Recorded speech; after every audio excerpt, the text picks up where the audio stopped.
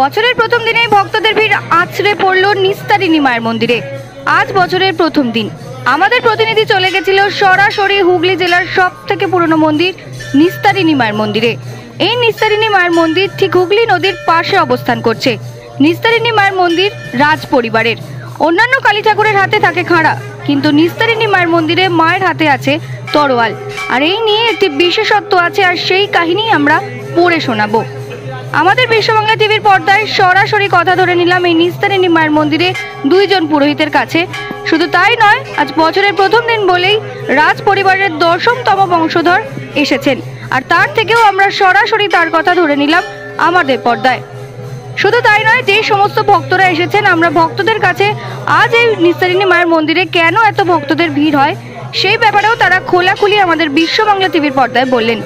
আসুন তারা কি বললো একবার শুনে নি তাদের মুখ থেকেই।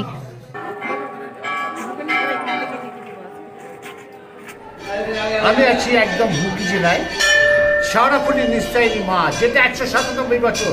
প্রথমেই আজ বছরের প্রথম দিনে বিশ্ব বাংলার টিভির পর্দা থেকে আপনাদের জানাই স্বাগত।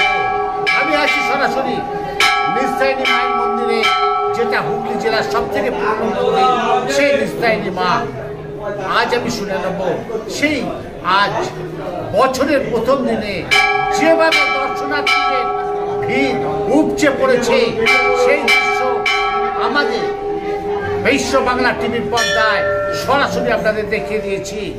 আপনারা একবার শুনে নিন সেই নিস্তারিণী মায়ের মন্দিরের যিনি পুরোহিত আছেন, তিনি কি বলতে চাইছেন আজ বছরের প্রথম দিনে, তার বক্তব্য একবার সরাসরি আমাদের বিশ্ব বাংলা টিভির পর্দায় সরাসরি শুনে নিন। নমস্কার, বিশ্ব বাংলা টিভির পর্দা থেকে আজ যে বছরের প্রথম দিন এত ভক্তদের ভিড়, কি বলবে? জয় মা নিস্তারিণী।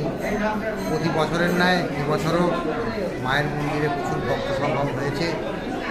2023 যা কেটেছে 2024 যেন সবার ভালো কাটে, এই আশা নিয়ে, এই স্বপ্ন বুকে নিয়ে প্রত্যেকে মায়ের কাছে এসছে।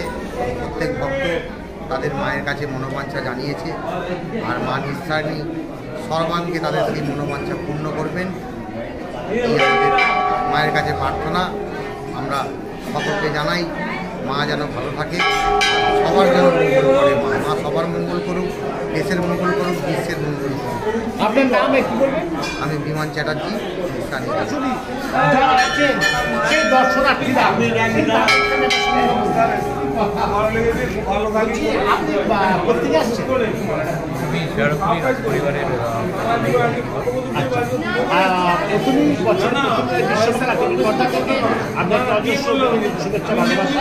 এবং আজকে যে বছরের প্রথম দিন, এই যে আপনি রাজ পরিবারের একজন সদস্য, কি বলবে এত ভক্তদের ভিড়? সবাইকে আমি অনেক শুভেচ্ছা জানাই। এখানে সবাই মায়ের ভক্তিতে লিপ্ত হয়ে আজকে এসছেন মায়েরকে দর্শন করতে। এটাতে আমি নিজে মাকে দর্শন করবো আপ্লুত। আশা করছি সবার বছর মায়ের আশীর্বাদে অনেক সুন্দর যাক, অনেক ভালো যাক। মাকে আজকে যারা সবাই অনেক সকাল থেকে অনেক দর্শনার্থীরা এসছে মাকে ফলো করে, মাকে দেখব।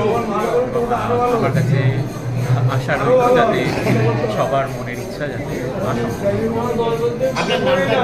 আমার নাম হচ্ছে সৌরদীপ ঘোষ।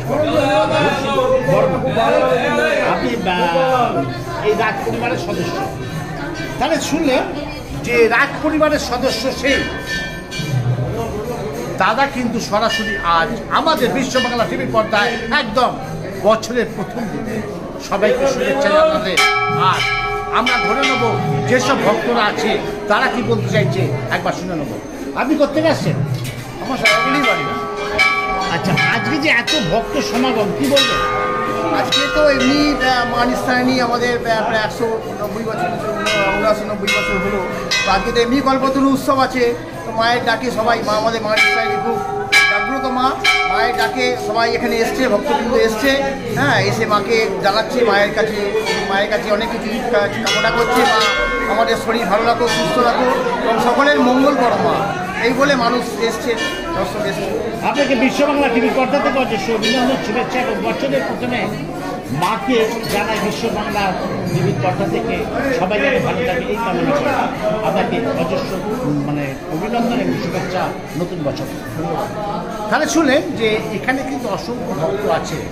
আমি সরাসরি সেই পুরীর মশাইয়ের থেকে বক্তব্য নিলাম যারা ভক্তরা এসছেন পুজো দিতে তাদের থেকে সরাসরি বিশ্ব বাংলা টিভির পর্দা থেকে তারা কি বললেন আপনারা শুনে নিলেন। আপনারা দেখতে থাকুন, সঙ্গে থাকুন, পাশে থাকুন। আমি অমর চ্যাটার্জি আপনাদের সাথে।